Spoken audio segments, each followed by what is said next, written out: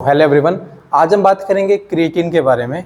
क्यों ये वर्ल्ड का बेस्ट सप्लीमेंट है एंड मोस्ट रिसर्च, इस पे सबसे ज़्यादा रिसर्च हुई है इस सप्लीमेंट पे। पर इसको समझने से पहले आपको एक बॉडी का बेसिक मैकेनिज्म समझना पड़ेगा जिसका नाम है एटीपी, जिसको हम कहते हैं एडिनोसाइन ट्राइफॉस्फेट।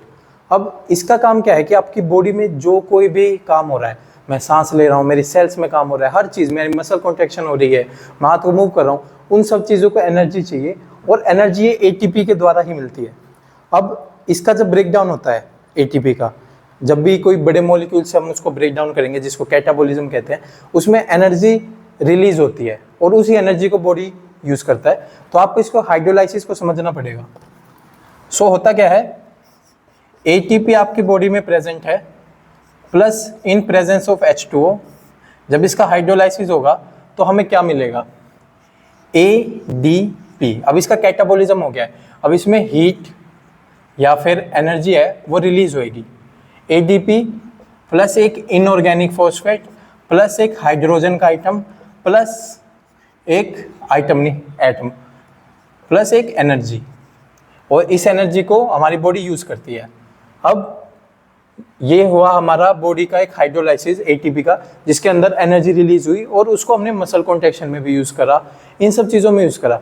इसको याद रखिएगा, जो इसका बाई प्रोडक्ट आया एडीपी एडिनोसाइन डाइफॉस्फेट, क्योंकि यहाँ से जब ये टूटा तो एक फॉस्फेट निकल गया, प्लस हाइड्रोजन आइटम प्लस जो एनर्जी रिलीज हुई वो तो है ही। अब इसको हम ये रख लेते हैं इधर, इतना हम बस इस पे ध्यान देंगे, एक हाइड्रोजन एटम के ऊपर एक इनऑर्गेनिक फॉस्फेट प्लस एडीपी। अब क्या हुआ, आपने बाहर से या आपकी बॉडी में क्रिएटिन प्रेजेंट है तो हमने क्रिएटिन को लिया, क्रिएटिन भाई आजा, क्रिएटिन आया और बाइंड कर गया इनऑर्गेनिक फॉस्फेट के साथ, जिसने बनाया फॉस्फोक्रिएटिन, जिसको हम CP के नाम से भी डिनोट कर देते हैं, फॉस्फोक्रिएटिन। अब ये जो फॉस्फोक्रिएटिन है ये कैसे हेल्प करता है, अब जब हमने पिछली जो प्रोसेस के बारे में बात करा था, जब क्या हुआ था ADP बना था, ATP टूट के, अब हमारी बॉडी को और एनर्जी चाहिए तो उसको फिर से ATP बनाना पड़ेगा, जो जब टूटेगा फिर से एनर्जी रिलीज होगी। तो वो क्या करता है, जो ADP है, अब ADP को बुला लिया, भाई ADP इधर आ जा। ADP आया, उसके साथ जो मेरा क्रिएटिन फॉस्फेट था वो मिला और उसने हमें दिया ATP प्लस क्रिएटिनाइन, जो आप हमेशा जब भी आप किडनी का टेस्ट कराते हो उसमें निकलता है कि क्रिएटिनिन लेवल बढ़ गया है मेरा या घट गया, जो भी है। अब ये जो क्रिएटिनाइन है ये हमारी बॉडी से निकल गया, अब ये हमारी बॉडी से निकल गया कैसे, किडनी से फिल्ट्रेशन होके वॉशरूम में यूरिन के द्वारा ये निकल गया। अब हमारे पास क्या बचा, ATP। अब ATP बच गया तो अब ये दिक्कत आई, अब फिर से मुझे अब ATP फिर मेरे पास आ गया तो मुझे एनर्जी भी चाहिए, तो फिर से मैं उल्टाऊंगा, फिर से उसी प्रोसेस पे आ जाऊंगा कि मुझे अब ATP आ गया मेरे पास, तो अब मैं फिर से मुझे इसको तोड़ना पड़ेगा, हाइड्रोलाइसिस करना पड़ेगा, और जिसमें मेरे को फिर ADP मिलेगा प्लस इनऑर्गेनिक फॉस्फेट मिलेगा, एक हाइड्रोजन का एटम मिलेगा, प्लस जो एनर्जी रिलीज हुई वो भी मिली। अब फिर ये IP है जो इनऑर्गेनिक फॉस्फेट, ये क्रिएटिन के साथ मिला और उसने फिर क्रिएटिन फॉस्फेट बनाया।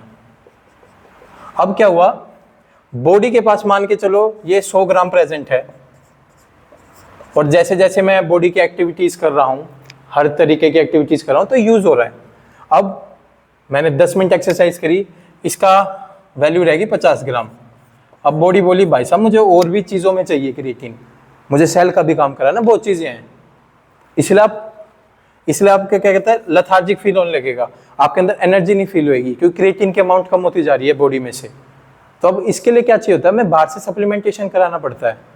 अब मैंने क्या करा, मैं किसी दुकान पे गया, मैंने एक अच्छा लेवल का क्रिएटिन खरीदा, एक सही ब्रांड का, और मैंने उसकी सप्लीमेंटेशन चालू करी। अब उससे क्या हुआ, मेरे बॉडी में जब भी मैं वर्कआउट करूंगा तो एक high level of creatine present होगा। अब जब भी high level of creatine present है तो इसका मतलब मैं उसको उतना ही अच्छा इनऑर्गेनिक फॉस्फेट के साथ मिला के क्रिएटिन फॉस्फेट भी बनवा सकता हूँ। अब ये क्रिएटिन फॉस्फेट बन गया। अब ये क्रिएटिन फॉस्फेट एडीपी के साथ मिलके इसको एनर्जी देके अपना एक फॉस्फेट देके यहाँ पे एटीपी का प्रोडक्शन भी करा सकता है। अब फिर से एटीपी आ गया तो फिर से मैं एनर्जी का प्रोडक्शन कर सकता हूँ और ये साइकिल चलती ही रहेगी। इसको सिंपली मैं आपको ये समझाता हूँ, एक बिल्कुल सिंपल भाषा में आपको इस साइकिल समझाता हूँ। आपकी बॉडी में एटीपी प्रेजेंट था, उसका हाइड्रोलाइसिस हुआ, उसने आपको दिया एडीपी, एडिनोसाइन डाइफॉस्फेट। अब डाई का मतलब है दो, ट्राई का मतलब है ट्राइफॉस्फेट। अब एक इसका मतलब फॉस्फेट निकल गया, ट्राई से डाई पे आ गए, और एक हाइड्रोजन का एटम निकल गया, प्लस एनर्जी गई। एनर्जी मेरी बॉडी ने यूज कर ली, ठीक है। अब ये जो आईपी है इनऑर्गेनिक फॉस्फेट, इसका एडीपी तो बाद में यूज होगा। इनऑर्गेनिक फॉस्फेट ने क्या करा यार, मेरे को फिर से प्रोसेस में आना है, तो उसने क्या करा, क्रिएटिन को बुलाया, आ जा भाई क्रिएटिन। क्रिएटिन आ गया, हाँ जी बोलिए। क्रिएटिन के साथ मिल गया इनऑर्गेनिक फॉस्फेट, उसने बनाया फॉस्फोक्रिएटिन।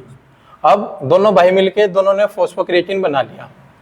अब फॉस्फोक्रिएटिन बोला भाई मैं क्या काम करूं, एटीपी बोला भाई मेरे पास आ जा, कुछ ना कुछ तेरा काम करवा दूंगा।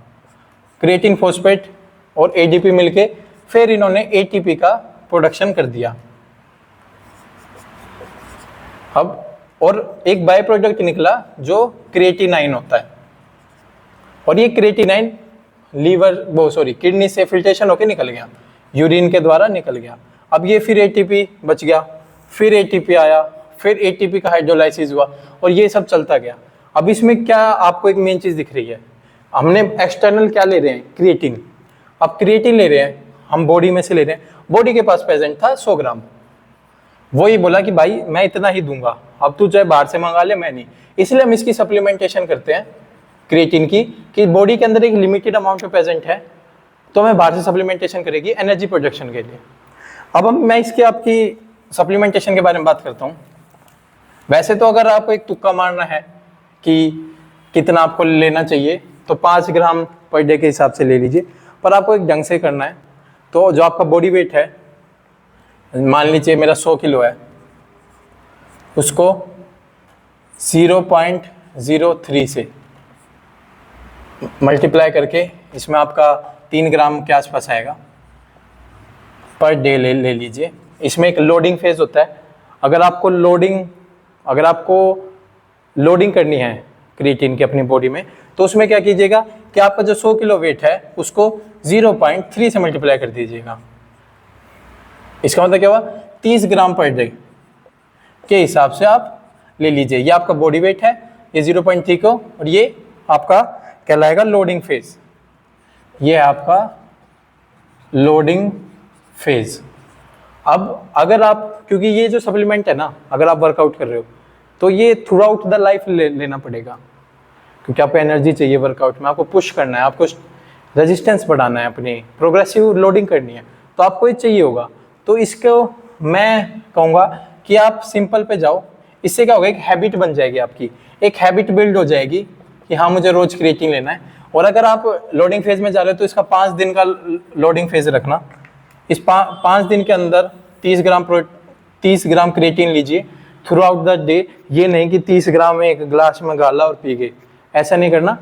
30 ग्राम लीजिए, उसको दिन में बांट लीजिए। मैं सुबह 10 ले लिया, दोपहर को 10 ले लिया, रात को 10 ले लिया, ऐसे नहीं गोला और पी गए।